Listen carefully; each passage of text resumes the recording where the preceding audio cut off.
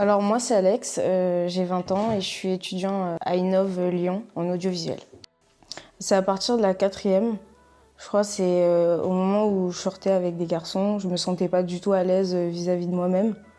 Et puis après au lycée, vers la seconde, je commençais un peu plus à m'habiller avec des vêtements de garçon et je me disais qu'il y avait quelque chose qui clochait.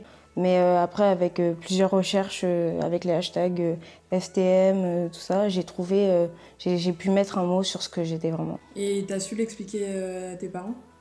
Alors, je l'ai expliqué. Alors, la première année, ça a été très difficile, puisque, bah, comme tout parent, c'est compliqué quand on vit 16 ans avec une petite fille et que du jour au lendemain, elle dit bah, je veux devenir un garçon. C'est sûr que c'est compliqué, mais actuellement, maintenant, ils sont derrière moi et ça fait toujours plaisir d'avoir sa famille derrière soi, quoi. Donc ils te soutiennent à fond. Maintenant, ouais, maintenant, ils me soutiennent à fond et c'est génial. Ok. Et du coup, dans la vie de tous les jours, au quotidien, comment t'arrives à gérer ça, la transidentité? Bah, c'est pas extrêmement gênant.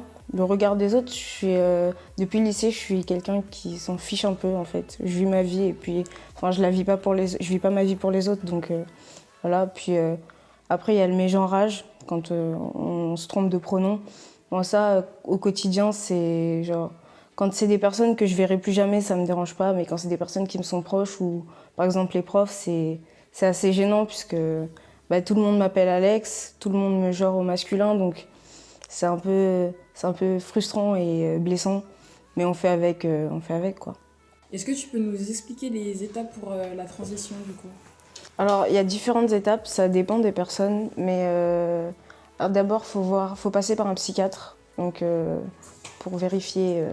En général la structure de base, hein, pour vérifier si on est bien apte à pouvoir faire la transition. Donc après le psychiatre, il nous donne une ordonnance pour aller chez l'endocrinologue qui nous prescrit la testostérone. Et après, il y a différentes opérations. Ça encore, ça dépend des personnes.